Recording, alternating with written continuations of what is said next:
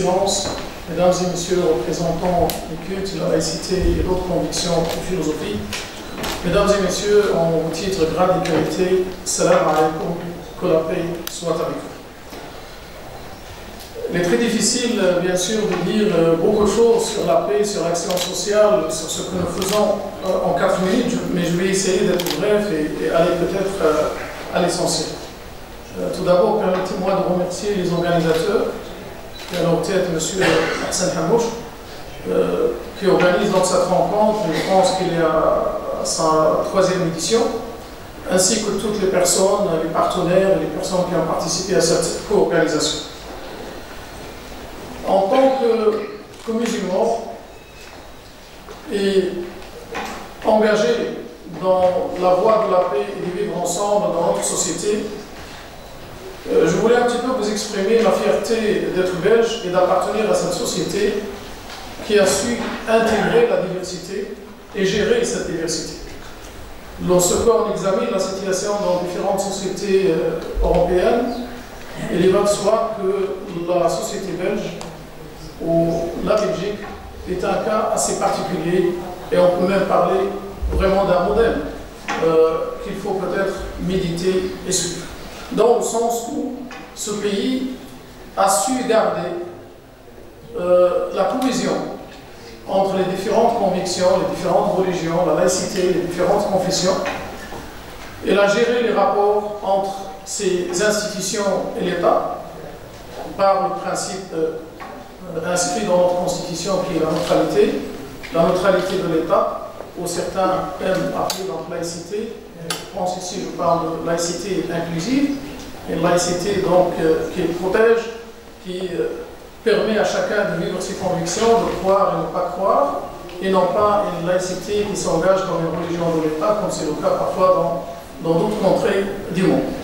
Et donc, ce pays, la Belgique, par cette cohésion, a su traverser des périodes difficiles, notamment après les attentats qui ont touché notre pays, par cette cohésion.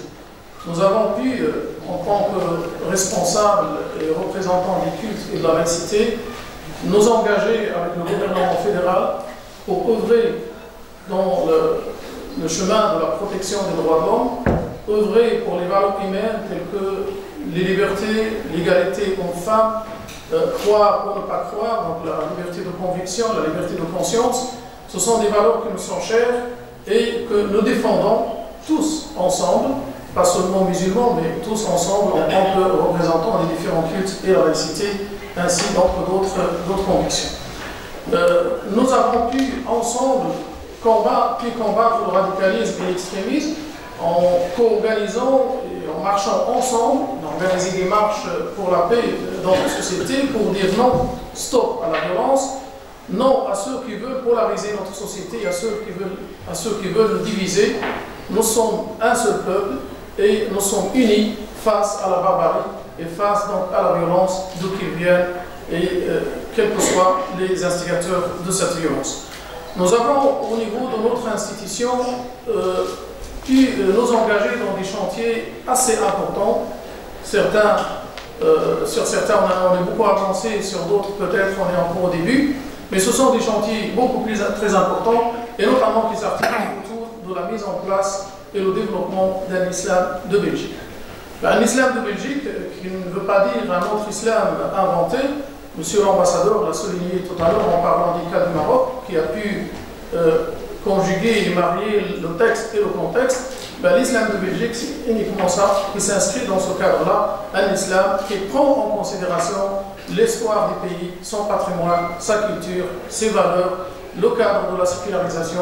Et donc cet islam, nous nous sommes engagés à le construire par la formation des cadres religieux, par la formation des imams, par la formation des enseignants, par la formation des conseillers musulmans dans les prisons, par la formation des responsables associatifs et responsables dans des lieux de culte. Le chemin est long, mais nous sommes convaincus, bien sûr, d'y arriver.